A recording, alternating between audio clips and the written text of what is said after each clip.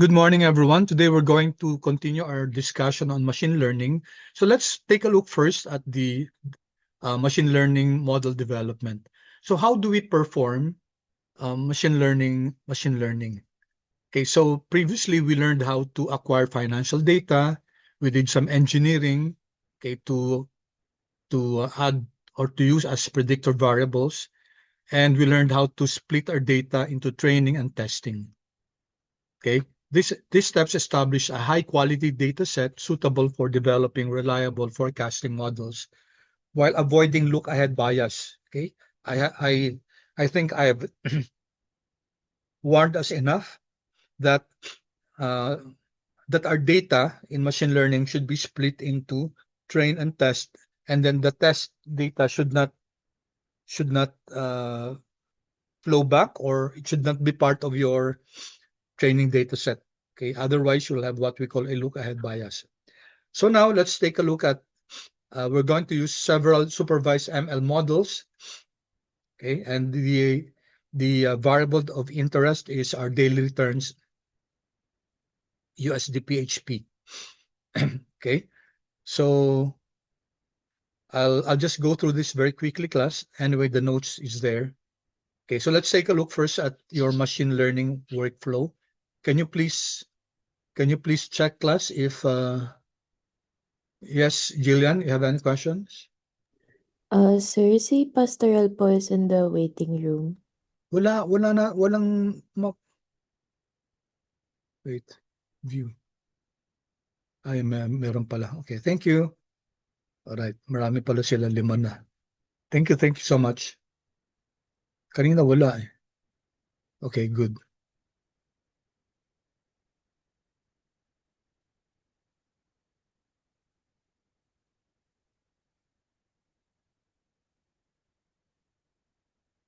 Okay, so the notes are provided to you, class, and I'll not be discussing each sentence of this one.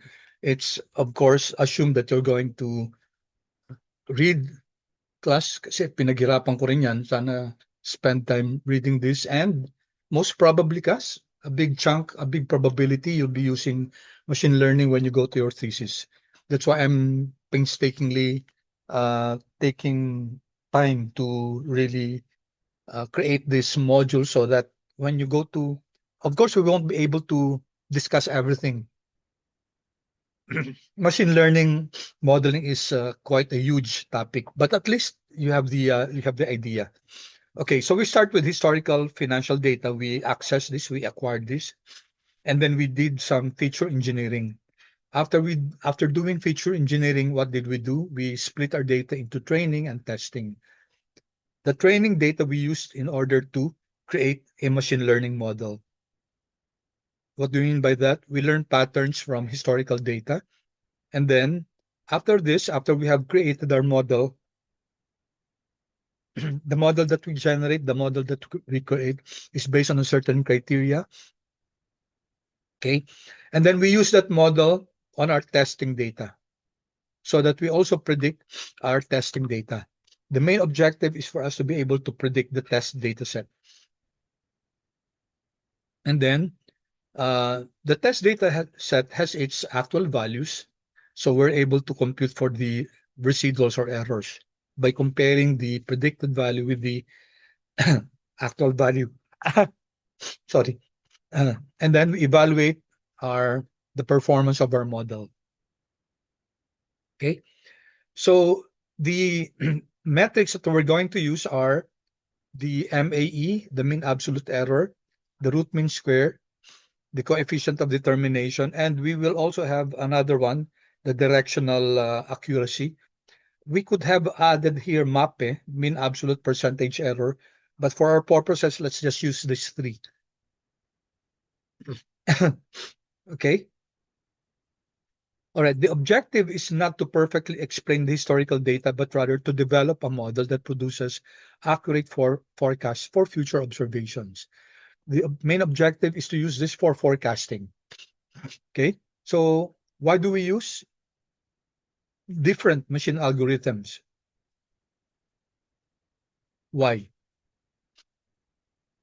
Bakit kaya class? Kasi iba-ibang machine algorithms, no? Meron tayong random forest, meron decision tree, we have support vector machines, we have XGBoost, we have ANN, artificial neural network, and all of that class we're going to discuss. Makakapagsimula lang tayo sa regression ngayon. The rest will be on Friday. Okay? Pero pag hindi maano class, baka mag special class ako. Hindi siya required, no? But you can join kasi we'd like to discuss the remaining part kung ano man yung hindi matatapos. Kasi kailangan natin matapos yun kasi kailangan yan para sa case nyo. So, iba-iba yung algorithms class, no? May mga algorithms na maganda kung linear yung relationship. May mga algorithms na it will not work if there's a linear relationship. So that's why we deal with several algorithms, no? Yung algorithms na sinabi ko, example, yung decision trees, which we did last time, random forest, we have support vector machines, okay, and one of a very powerful one is the XGBoost. Parang 3D niyan, okay? Parang it's related to decision trees, no? And then also your artificial neural network, which mimics the brain in how it analyzes. Okay, so here class, ano naman yung class yung machine learning models natin? In machine learning models natin class, we have our testing data natin, ano? We have our testing data, tapos we use our machine learning model in order to predict the Y value. We compare it with the actual Y hat. Predicted is Y hat, compare with Y, and then we calculate the prediction errors, and then we compute for the performance metrics. Yung performance metrics natin class, yung MAE, Ramsey, and then yung R-squared. Ang prediction error class is simply the difference between your actual value and your predicted value. From your fine arts class, you learned that yung predicted value is denoted by Y hat. Yan, hat Y sa. Okay. So if the actual return is 25%, predicted return is 20%, therefore, yung prediction error is 0.05%. Of course, obvious, no? And of course, on the other side, if the actual is 20.2%, the predicted is 0.25, the prediction error is negative 0.05. So it's always the actual minus the predicted. Okay, so these are the performance metrics that we're going to use. Mean absolute error, Ramsey root mean square error, and coefficient of determination. Okay, so here I included think like a data scientist. So suppose you have two forecasting models that generate predictions for the same testing data set. Anong pipiliin natin? Okay, is it the one with the smallest average prediction error, and that's your MAE? Is it the one with the fewest large forecasting mistakes? That's your Ramsey. Is this the one that explains the greatest proportion of your variation? That's your R-squared. Okay, so each of these perspectives looks at your data, looks at your model from a different aspect. So that's why it's important that we have multiple performance metrics. It's not enough that you only have one. Okay, the data scientists almost never select a forecasting model based solely on visual inspection of prescribed predicted values. Okay, so kailangan meron tayong metrics just like the one above that we can use in order to do prediction. Sorry class, medyo colds ko. Okay, so let's start with MAE. Let's go straight to the formula class. Ito yung formula ng MAE. Madali lang class kasi mean lang tapos absolute error. So ito, 1/n, that's the average, di ba? And then you just sum yung absolute errors. Ano yung absolute errors, class? It's the actual value minus the predicted value. And then get the absolute value of that. So in other words, class, ito lahat to, positive lahat to, no? Kasi the absolute value will give us, if it's negative, it will give us the negative value. Negative of the negative. So always positive. So when you add that up, class, kasi may summation dito, and then get the average, you get your MAE. Okay? So of course, the smaller the MAE means that on the average, the forecast, the model produces predictions that are closer to the observed value. Okay? Ang kagandahan, class, ng MAE is that it's easy to interpret, it's easy to compute, it's easy to interpret. For example, let's suppose the MAE is 0.12%. So how do you interpret that? Ang pag-interpret ng, class, the model's forecast differ from the actual exchange rate returns. Okay? So you compare yung forecasted niya and the actual value. It differs from the actual exchange rate returns by an average of approximately 0.12% points per day. Okay? 0.12% points per day. Bakit per day? Kasi yung data natin per day. So yung MAE natin per day yan. No? Alright? So mean absolute error is often preferred when all forecasting errors are considered equally important. So wala tayong sinasabing may mga errors na mas importante. So all the errors are equally important. What do I mean by may mga errors na importante? May mga, class, may mga, let's say sa yung Ramsey, yung susunod, mas prefer dyan kung, let's say, we focus on volatility. Kasi di ba may mga days na may mga shocks. Sandali ah. Excuse me. Sorry, class. Yung colds ko. Okay, so sabi natin, class, yung pag-treat natin sa mga residuals natin, sa mga errors natin, equal lang. We're not concerned about making a difference between, let's say, may mga shocks, may mga events na talagang grabe yung volatility. Hindi sa atin importante yon. Then MAE is the way to go. However, class, if on the other hand, importante sa atin, class, yung mga forecasting mistakes, no? May mga shocks, may mga errors na, let's say, malalaki because of volatility. Okay? So for example, ito, no? Si Model A, day 1, ito yung niya, 0.10, 0.10, 0.12, 0.12. Tapos ang day 10, si Model A, 0.09 lang, pero si Model B, 4.8. So ibang metric ang ginamit sa Model B. Okay? So mukhang pareho naman si day 1, day 2, pero sa day 3, magkaiba na sila. No?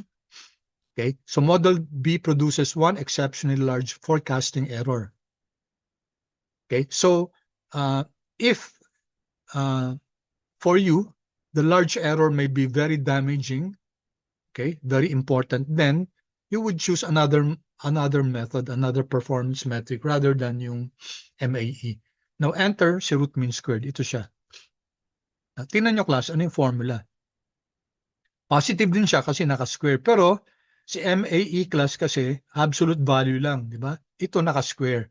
So hina-highlight niya, class, yung mga instances na yung actual value is very, very far from your predicted value. Di ba? Yan, no? Y sub I minus Y hat sub I. Predicted value to. Actual value to. So in cases of volatility, class, mataas yung volatility, shocks, no? Happen in the market. Chances are, yung natin, yung Y predicted natin will be quite far from your actual value. So na-magnify yan kasi, class, naka-square yan eh. Diba? Naka-square siya. And then, pareho din isa-sum up and then get the average and then get the root, square root. Kaya nga, class, ang tawag sa kanya, root, you get the square root, mean, you get the average, and the squared errors. Diba? The sum of the squared errors. Yan. Kaya, in fact, you don't have to memorize the formula. Basta naintindihan mo yung Ramsey, no? Root, so square root yun. Mean, average, squared errors, the sum of the error squared. Yun ang Ramsey natin. Okay? So, by squaring kasi the prediction errors before you average, kasi ini-square muna natin, di ba? Bago i-average. What happens? Yung mga larger errors will contribute disproportionately to the final value of the Ramsey. Kung masyadong malaki yung yung kunyari may malaking shock. So yung model natin kasi straight line kunyari, no? So, yung may shocks na yun, class, ang laki ng nun, ang laki ng deviation. Tapos squared pa. For example, ito, error 0.1. Pero pag nakaano yan, class, okay, small error 0.1, pag in-square mo 0.01, no? Okay, lumiit pa nga, di ba? Pag small error, lumiliit pa pag in-square mo. But what about if it's a large error, 4.8? Pag in-square mo yan, naging 23. So you can see the difference, class, no? What happens to large errors? Yung large errors dramatically is magnified in Ramsey. Okay? So Ramsey places greater emphasis on large forecasting errors. So very useful siya in financial applications where occasional large mistakes may lead to substantial economic losses.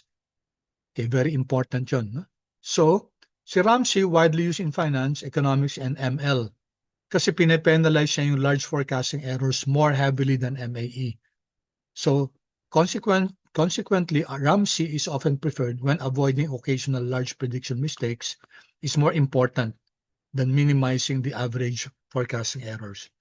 Okay? Kung gusto natin talaga makita yung paano natin minimize yung large forecasting errors, then mas magandang mag-ano ng Ramsey. Okay? So, if you treat this class, so si MAE equally, si Ramsey, greater weight to the large errors. No? So dito mayroon tayong may flex table tayo dito. I already introduced that to you, class. So if you run this, kita natin yung flex table natin. There. Okay, sinummarize ko, class. So I will not anymore discuss this with you, but I know you're responsible students and you'll take a look at that, no? You'll study that. Okay, where am I? So, okay. Next is ito, class, R squared, coefficient of determination. So, MAE and R Ramsey, class. By the way, when you interpret Ramsey, class, pareho din kay MAE. Okay? It's the difference between your forecast and your actual value, no? Average value. Now, itong dalawang to, MAE at Ramsey, hindi niya kayang i-explain yung variation dun sa target variable, sa dependent variable. Okay? That's what's, let's say, the weakness of MAE and Ramsey. Si R squared kasi kaya niyang i-explain yung variation ng target variable natin, ng dependent variable. Okay, tingnan natin yung equation, class. This is your R squared. Okay, if you take a look at this, the denominator is the sum of the total variance. Okay, variance siya. Variance ng actual value minus the mean. Actual value minus the average. What does that mean, class? That's our benchmark value. Bakit benchmark? Kasi hindi tayo gumagamit ng actual ng model, no? Ito kasi, class, yung average readily available yan, di ba? From the data itself. You just get the mean of the data, then you get this. So that's why it's called the benchmark, no? Ibig sabihin, gumagawa ka ng prediction just based on the mean. Wala kang model na ginamit. So ang deviation niya will be the actual value y sub I minus the mean of the values. And then square natin to get the variation, no? And then sum up natin. Tapos ito naman, class, sa numerator is yung model natin, no? So this is your actual value. This is your predicted value. So ito, class, yung residuals. Yung error. Okay? Ito yung model natin. Ito yung actual value natin. Okay? The difference is your error term. And then in square natin, class. Okay, in-square natin. Okay?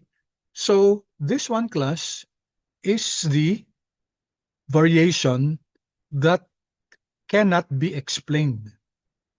Cannot be explained kasi ito yung actual natin, ito yung predicted value natin. Ito yung total variation, ito yung variation that cannot be explained. Okay?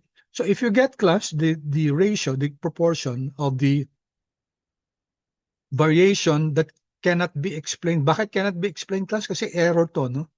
Error. Nag-miss yung prediction. So the variation that cannot be explained divided by the total variation, you get the proportion or the percentage of the variation that is being explained. Okay? So, ang total variation, class, is 100%. That is the total variation of your dependent variable. I-minus natin, class, so 1 minus the proportion or the percentage of the variation that cannot be explained. Okay? So, unexplained to. Unexplained. Ba? Bakit unexplained? Kasi ito nga, yung residual to eh. Yung hindi na kaya ng model. Pag i-minus mo, class, yung 1 minus the unexplained, what do you have? Yung explained variance. Okay?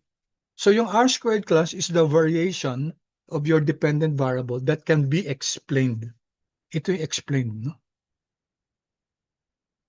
Explained. Itong 1 minus unexplained. Yan ang formula niya.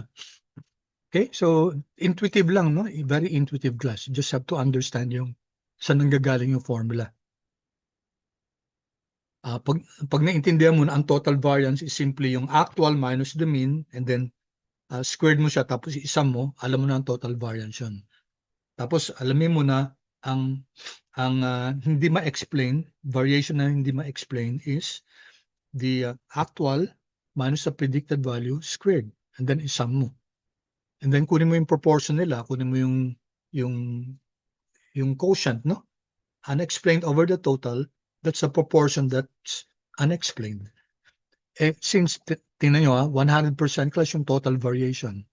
Itong proportion na to, unexplained. Therefore, 100% minus the unexplained will be your explained. And you call this your R squared. Yan. So that's your coefficient of determination. All right. Let me pause for a while. Clear ba, class, yung concept ng yung pag-explain ko?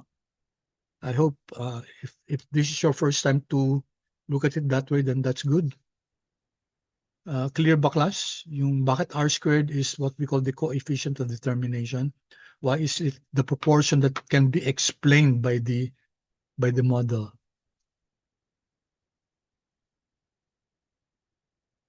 Feedback, class?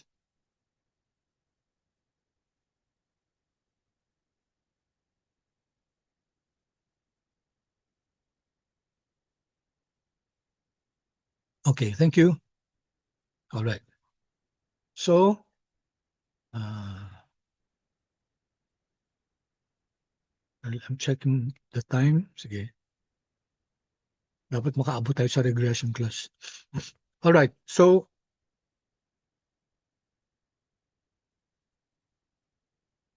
okay, si R squared, class, ang value niya ranges from 0 to 1. No? R squared that's close to 1 indicates that the model explains a large proportion of the variation in the target variable.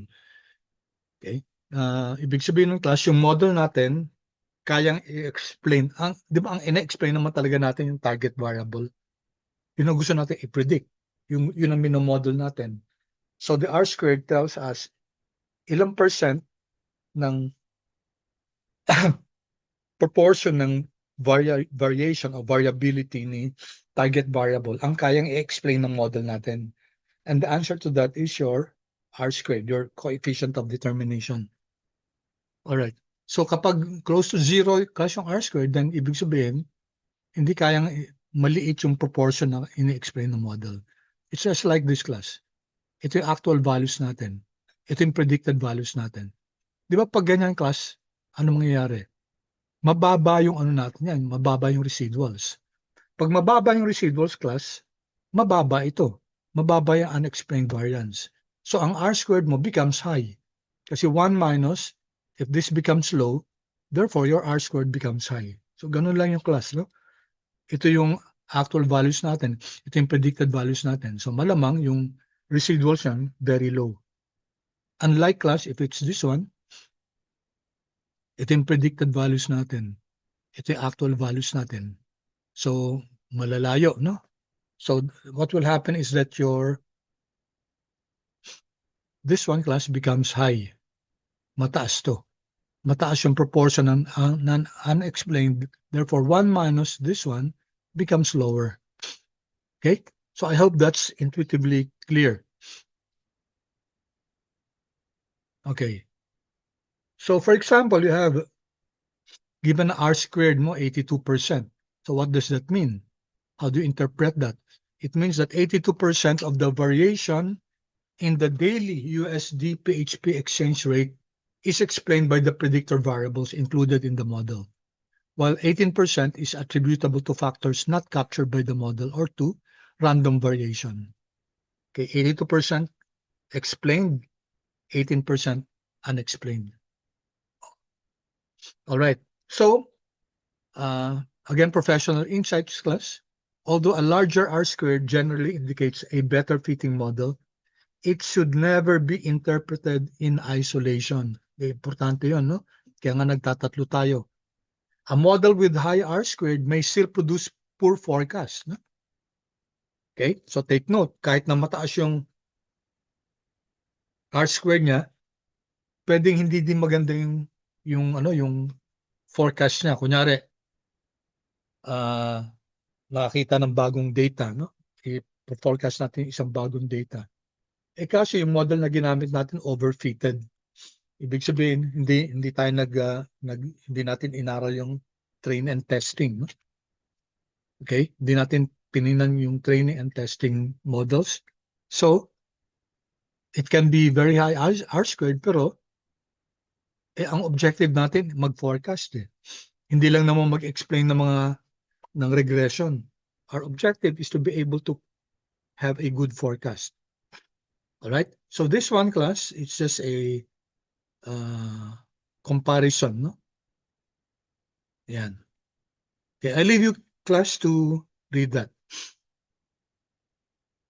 Kung ano yung differences nila. Okay? So now let's go to 4.3. Ito yung next notes class. Okay? So go there now to the next RMD file. Good thing class, ano naman yung mga objects natin, since we're working in one R project, ibig sabihin, yung mga objects na na-create natin, even if it's in another RMD file, nasa environment pa rin natin yun. No? Okay, so let's go here, class. Linear regression. Regression class is one of the oldest and most widely used predictive models in stat, econometrics, and supervised ML. But despite its simplicity, it remains one of the most important predictive models in finance, economics, and business analytics. Kaya nga, ito yung ginagawa natin na baseline. Okay? Baseline. Tapos yung iba, kino-compare natin dito. Okay, bago tayo mag-sophisticated na mga algorithms, mga machine learning algorithms like DT, Random Forest, SVM, XGBoost, and ANN, good practice na mag-simple linear, multiple, not simple, no? Dapat multiple to. Pakibago na lang class, it should be multiple, no? Linear model. Okay. All right. So I won't anymore basta binigay ko na sa inyo class yung mga notes ko, no? So you have here, ano ginagamit natin dito? Ito yung financial information natin. May lag returns tayo. We have your technical indicators, RSI, MACD, Bollinger Bands. You have si Brent. You have stock market returns din, no? And then you have VIX, and you have, hindi tayo nagdagdag yata ng macroeconomic variables. Meron ba? Wala yata. Okay. So we're going to forecast tomorrow's PHP return. Okay. Now, You notice na lagi ko sinasabi to, no? Ang pinipredict natin, class, yung returns bukas. If you recall, class, yung unang-unang exercise natin, what we did was to create a log na k is equal to 1. So, minove back natin yung returns kahapon, minove back natin ngayon, tapos pinair natin siya sa mga data ngayon. So what are we doing? We're predicting the returns tomorrow based on the data today. Hindi natin ginamit yung, kunyari, December 30 yata yung last day. Hindi natin ginamit yung returns ng December 30. Hindi natin ginamit yung data ng returns ng December 30 uh, uh, to be predicted by the data of December 30. We didn't do that, no? Ang ginawa natin, yung December 30, minove back natin sa December 29. So, yung returns ni USD PHP RET noong December 30, linagay natin siya sa 29. So, kahani na siya ng mga data ng December 29. Okay? So that will avoid a look ahead bias. Okay. So ito, class, no? Diniscuss ko na to, no? We have kaya nga tayo nag-feature engineering, may mga predictor variables tayo. Okay? So ito yung information natin ngayon. Okay, ito yung return natin bukas. So lahat ng tina-target natin, class, lahat ng return na yung target variable natin, they're all tomorrow's return. Okay? So ito yung target variable natin. Tapos ito yung mga predictors natin. What will happen, class, is that gagawa ng OLS. Okay, hindi ko na masyadong i-discuss to, class, kasi alam kong ano na yung, wait So, share ko to, class, kasi sinare ko yung code, no? So, dapat, class, nasa ano nyo, nasa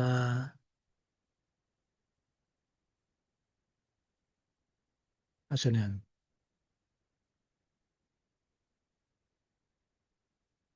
Nasa project nyo, class, ito. Here. Where's that? Masyado na kasi malaking file, kaya, class, konting galaw, ano eh.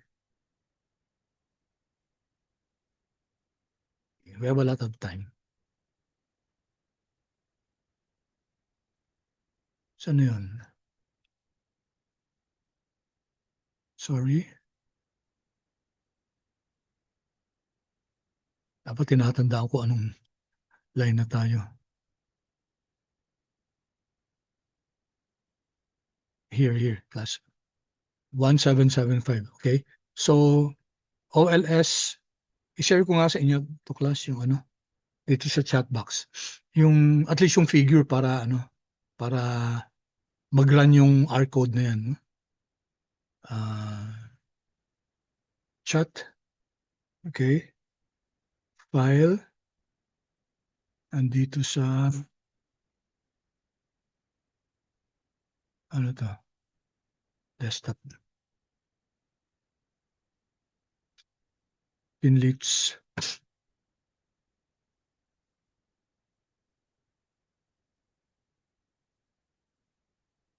Saan yung 00 ko na Finlets?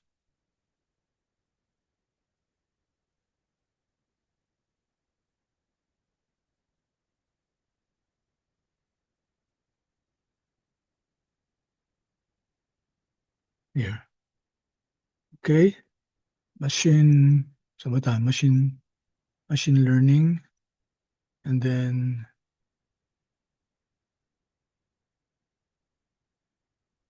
ito. Pwede bang ano?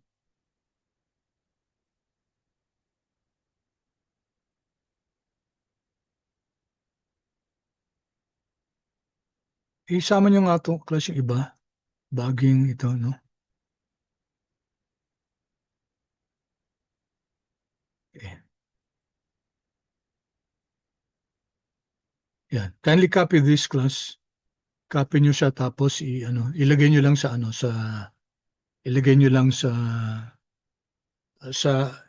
folder nyo, sa our project folder para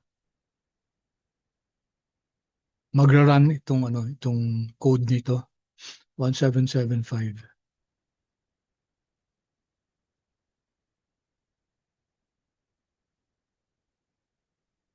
So this one class, no?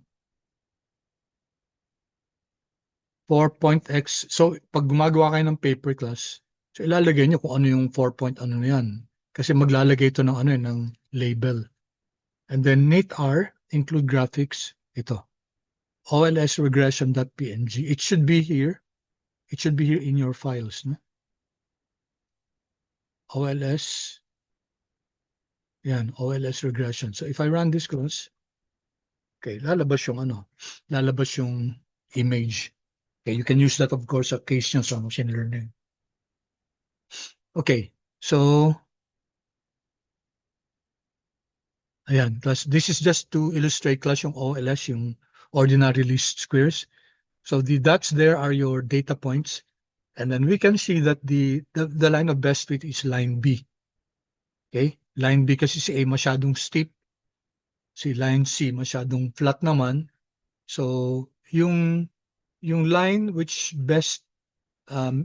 minimizes the residuals squared, yun yung line of best fit. And the line of best fit is always unique. Given your data set, you can only find one and only one regression line or line of best fit. Okay, so this is just more of a review of what you have discussed before in your stat. Okay, so ito class, no? Yan lang naman, no? How is the line of best fit? How is the regression line determined? You get the difference between your actual value minus the predicted value squared, sum it up, and then minimize. So yung residuals squared, the sum of the residuals squared, no? So ito yung ito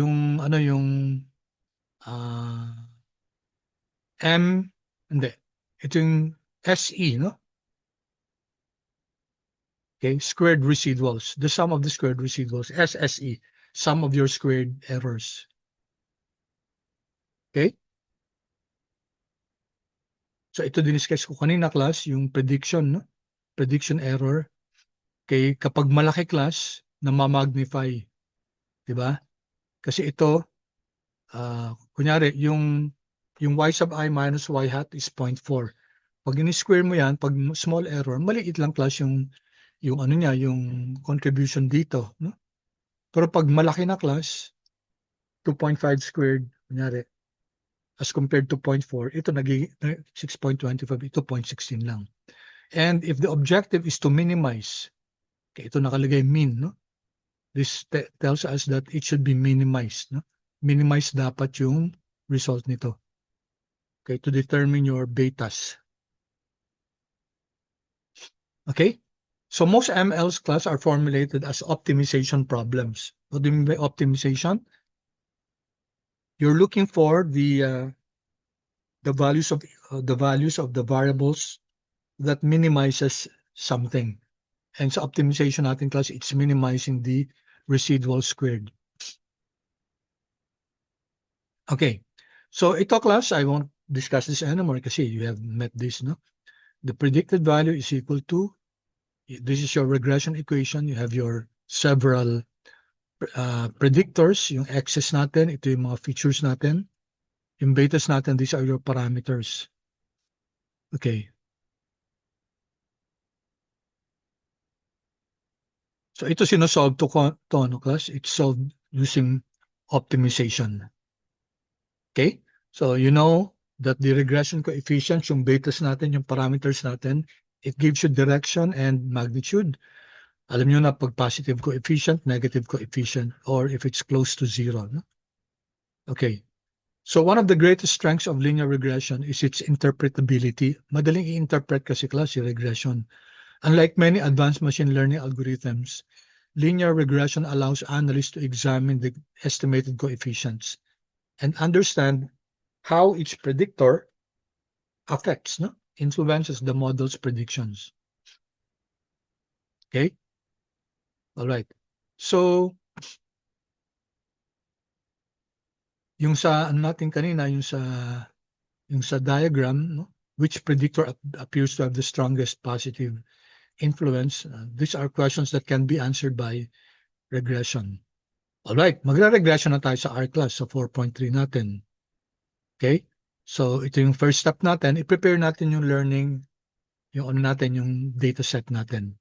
I think we reached this far last time, but i-run ulit natin. Now, sorry. Saan nanggaling yung train data set natin, class? Yung train data set natin, ito yung class, check nyo kung may train data set kayo dito, ha? Train data, di ba? Ito, class, yung nag-chronological tayo, nag-split tayo, di ba? In-split natin yung data. Chronological train test split. Yun yung train data natin. No? So from the train data, pakita nga natin train data class here. Yan. Ito yung train data natin. No? Yan. So andyan yung date. Andyan yung mga features natin. And then at the end, andyan si target natin. Yan. Okay?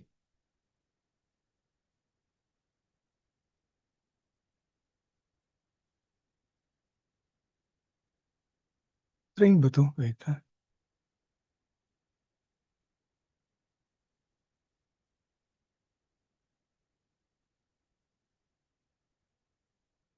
At test pala to, sorry class. Test yun na ano ko.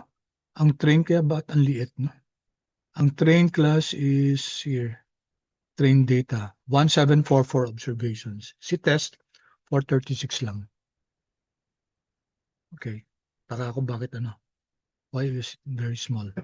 Okay.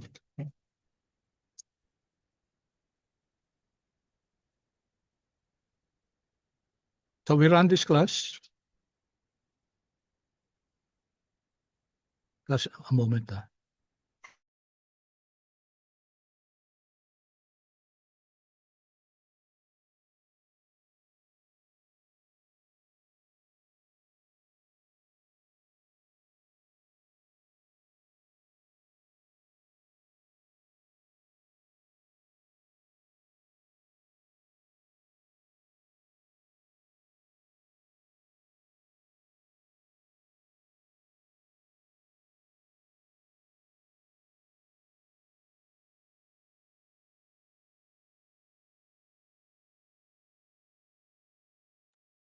Okay. So, notice class, train data, select class. Okay, if you recall, ewan ko nga, discuss ba natin yung dplyr?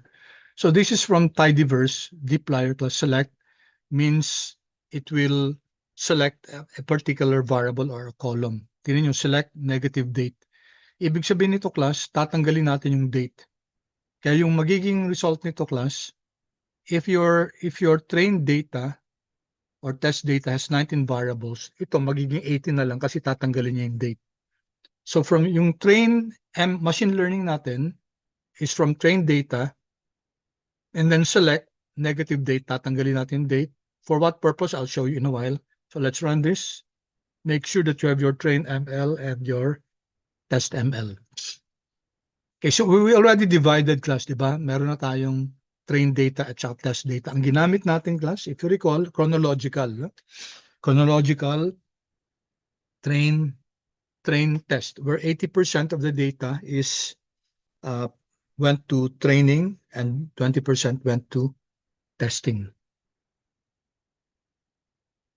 All right. Okay. So now this is very important class, yung train control. And we're using the caret package, no? As we go along class, you learn what yung train control kasi class that will determine now your machine learning model. So I will not go into the nitty-gritty discussion of this, but what I did was to give you the explanation. No? So, train control, we define what train control is. Gagamitin natin yan dito. Method is time slice. Initial window is floor from the bottom class. 70% ng number of rows ni train ML. Ilan ba yung train ML? That's 1744, di ba?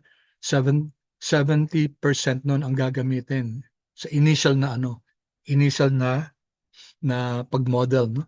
And then horizon is equal to 5, flexed window true. May mga discussions ako dito, class, no? So I will let you, in the interest of time, class, I will let you read through this, no? Alright, ang objective natin, makaabot tayo dito sa unang-una. Okay, and then what do we do now? So, na-define na natin, class, yung train ML data natin. Na-define na natin yung train control natin. Gagamitin na natin siya, class, dito sa pag-generate ng model natin, class. Okay? We're going to use, class, the Caret package. Caret Classification and Regression Trees is a very powerful package in machine learning. For me, this is one of the most powerful, if not the most powerful package as far as machine learning is concerned. Okay? So, meron tayong parang format na gagamitin natin sa lahat ng mga models natin. Magkakatalo lang siya dito, class, no? Method is equal to LM. So, this is linear model. Ito yung benchmark natin. Okay? Set that seed tayo, class. Ito hindi na naman natin kailangan. You can just, kasi na-set na natin yung library, this is just, anyway, this is just to tell us that this is from the Caret package. Yeah. Okay. Set that seed 1, 2, 3 para pare-pareha tayo ng randomization. So we're creating this LM model, no? Tapos, ang function train, ang target natin, class, target is a dependent variable, di ba? Associated with that. Now, that's the reason why we remove the date kanina, class. Kasi, si target, dependent variable natin, riniregress natin on all the features except the date. Di naman natin gagamitin si date para i-regress si target dun. So this dot class indicates that it all the values, all the variables dun sa train ML dataset natin, except of course for target, no? Okay. Lahat except for target. So method is equal to LM. Train control is equal to train control, yung dinefine natin kanina dito. Okay? So Caret will now follow this kung ano yung linagay natin dito. Okay? So let's run this now, no? Okay? Let's run this, class. This one. Okay. So ito, class, no?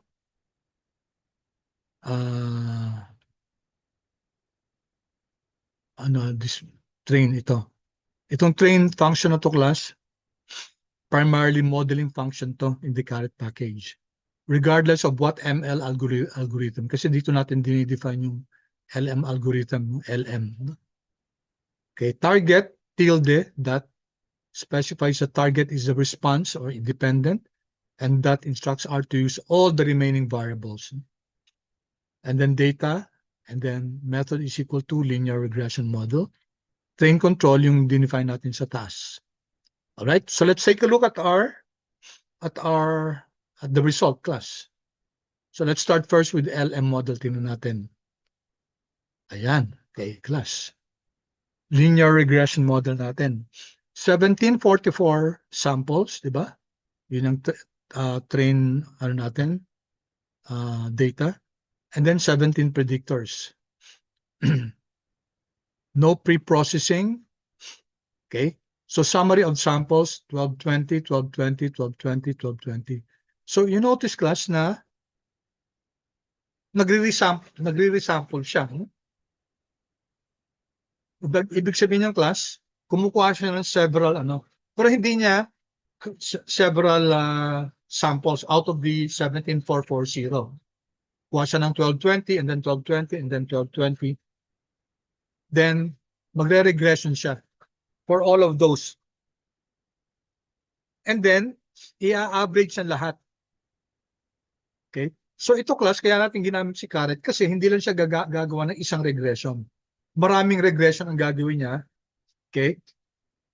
Meron tayong 5 held out. 5 held out class kasi ang horizon natin kanina dun sa taas, 5. Okay?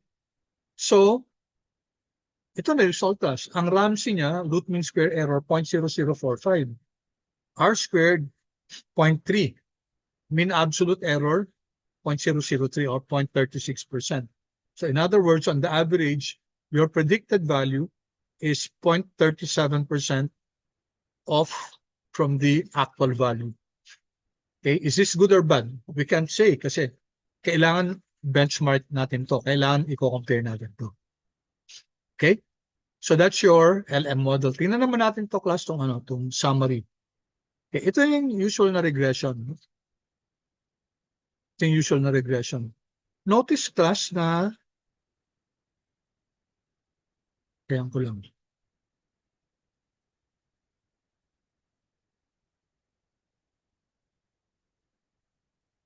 Gan ko ulit.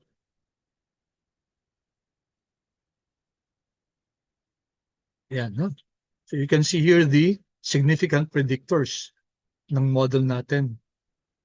Okay, so if you're doing a paper, syempre, kailangan mo to kasi may statistical test ka no? Is, for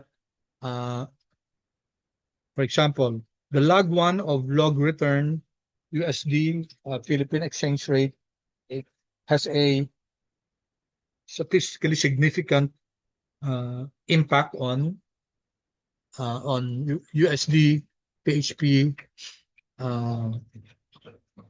forex rate, no? Statistically significant siya. Diyan masasagot class yung mga hypothesis natin. Okay? Itong summary LM model.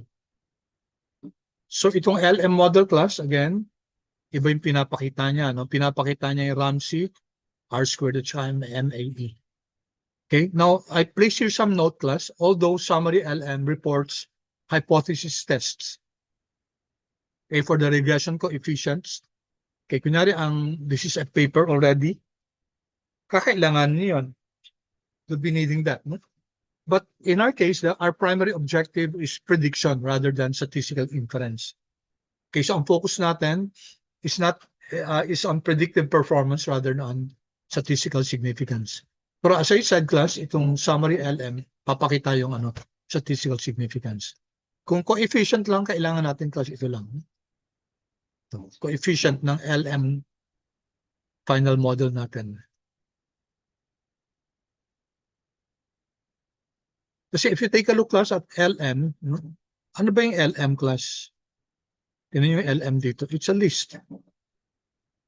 LM. Asan si LM? Ito class. Oh. Ayan. No? Tingnan nyo, ano laman yan? Ayan. So may information about the yan yung final model natin. No? Ito. Ayan. So sa final model, andyan si coefficients.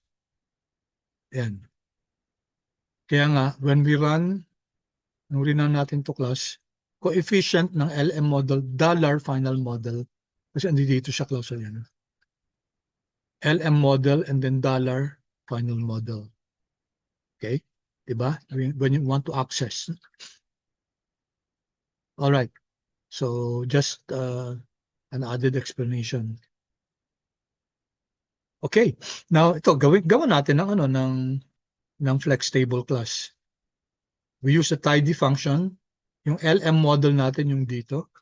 Okay? Kunin natin final model and then if flex table natin tsaka book table. There you go. Yan.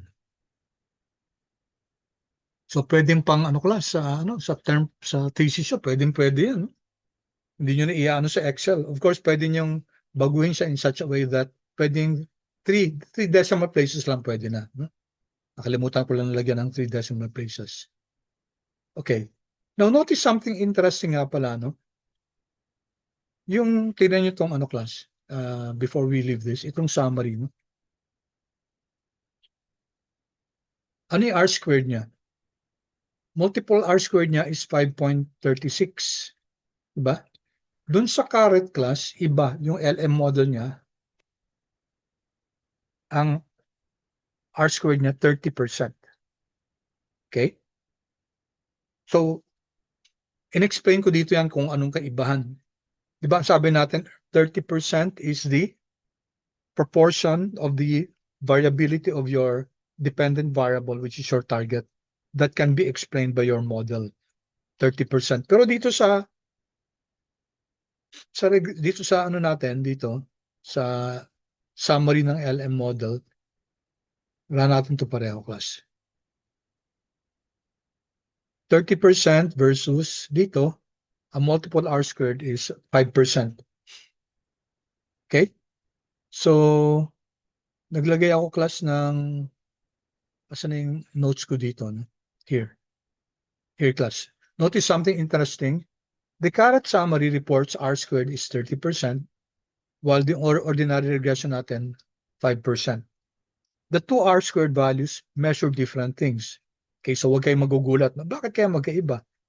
Okay, yung multiple R squared class, yung from the summary LM, measures how well the regression explains the variation in the training data used to estimate the model.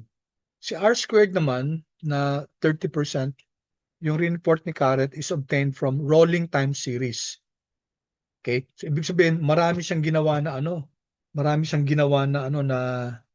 na regression models, no? And then sinamarize niya yung model's predictive performance across multiple validation. Okay? So mas maganda to, class. Mas maganda yung galing sa Caret kasi yung sa summary LM model, isa lang yun eh. Isa lang. Ito marami to, class. Average to. So that's importante yung class because yung module natin emphasizes forecasting and not just regression fitting. Okay? All right. So let's move on, class. Okay. So may mga questions dito. Which machine learning was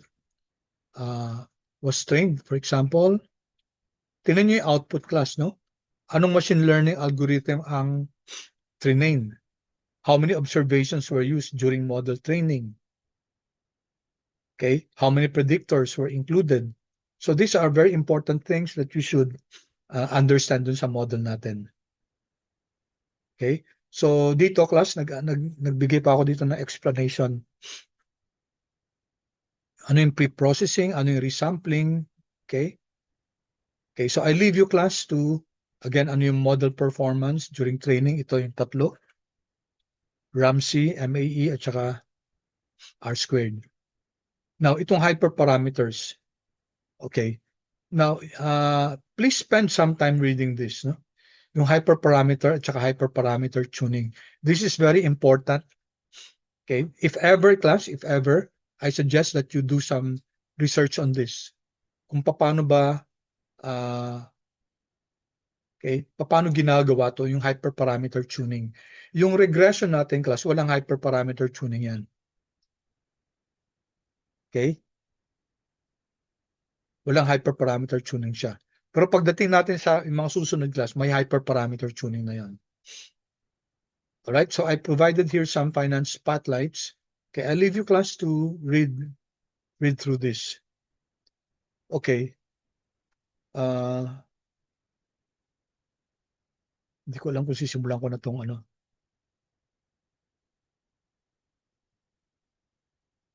Okay, ganito na lang, class. Maaga tayo eh, kasi sa kabilang klase, class, na ano namin I was sharing the notes through Zoom kaya ang tagal. Tayo, binigay ko na kasi kaya mas mabilis tayo, no? Okay, while we're here, tingnan natin to, class, yung hyperparameters. So when you're modeling, class, kunyari random forest, yung XGBoost, yung mga advanced models like XGBoost, SVM, ANN, kailangan i-define natin yung hyperparameter natin. Okay? So the process of defining or controlling your model class is called hyperparameter tuning. Sa linear regression natin class, yung OLS natin kanina, ito yung pinaka-simplest na ML algorithms. Wala siyang hyperparameter na nagre-require ng optimization. Okay, so directly class, yung ano natin, yung model natin was estimated from the training data. Later class, yung mga susunod natin, DT, RF, SVM, XGBoost, yung limang yan class, kailangan ng hyperparameter tuning yan. So as early as now, dapat aware tayo, no? So ano nga ba yung hyperparameter tuning? Okay? Ano yung ibig sabihin ng hyperparameter tuning? First class, ano yung parameter? Yung parameter class, yung mga ine-estimate kanina dito. Yung sa summary natin, no? Summary LM. Ito yung mga variables yan, di ba? May mga estimate sila, di ba? Okay. Ito yung mga parameters, yung mga features natin. Okay. Those are estimated, di ba? By the model. Okay. Balik tayo dito. No? Parameters yung class, ha? Hindi siya hyperparameter. Okay, clear yung class? Yung parameter is the value, is the variable that's being estimated for each value. Okay, ito yung beta null, ito yung intercept, beta 1, etc. Okay, ano naman yung hyperparameter? Bago tayo mag-train ng data class, pinipili na natin to para makontrol natin kung paano matututo. It's a learning algorithm. Let's say random forest. Paano gagawin ni random forest yung pag ng data niya, pag-learn ng data? We have to define it dun sa hyperparameter tuning natin. Okay, for example, sa random forest, ilang trees ang gagawin niya? Okay? Sa XGBoost, ano yung learning rate niya? Sa ANN, ilan yung hidden neurons niya? So these are examples of hyperparameters. So we have to define them. Si linear regression natin kanina, yung ginawa natin, yung LM natin, walang hyperparameters yan. That's why the model is established directly. But as we said, many machine learning algorithms kailangan ng hyperparameter tuning. Okay? So, what will happen, class, is itong gagawin natin, pareho pa rin yung natin, yung model natin. We will be consistent with this one. Ito. Mababago lang to. Okay? R part, etc. Kung ANN, etc. Dito magbabago. Pero class, yung train control, dito yan, sa ginawa natin kanina. Okay? So, i-define natin yung train control, bawat algorithm. Alright. So, for the next class, sa Friday, medyo full yung hands natin. No? So, ang gagawin natin, ganun pa rin. I'll just prepare the notes. And then, ang gawin nyo, put it in, basta bago tayo mag-class sa Friday, make sure that you have already loaded the files. Ha? Tapos, yung i-advance ko, ibigay yung text para ilagay nyo sa isang, parang ganito class. Ito. Ayan. Ito yung regression. Nilagay ko na dito class. Dito kasi, dito ang hirap, kaya kanina nahirapan ako hanapin. Kalimutan ko na gumawa pala ako nito. Anyway, mare-recognize class kung may mga codes tayo dito, mare-recognize siya kasi it's part of your environment. Alright. So next meeting class, ano ina-expect natin? We'll be going now to natapos decision tree. Okay. Tingnan nyo class, oh. Ganun din. Ayan, yung method R part. Okay. Tapos, iba yung di ba? Iba yung decision tree. May iba't ibang Ramsey siya, may iba't ibang R squared, may iba't ibang MAE. Okay? So, next meeting, ito yung natin yung, we'll see how far we can get. I'm sure matatapos natin decision tree, random forest, XGBoost ang susunod. Okay? Baka, let's see kung maabot natin SVM, baka ANN class. Baka ANN ang hindi natin maabot, then that will be the, yun ang i-discuss ko sa Saturday. You don't have to go there, class. But you can, if you want. I'll open the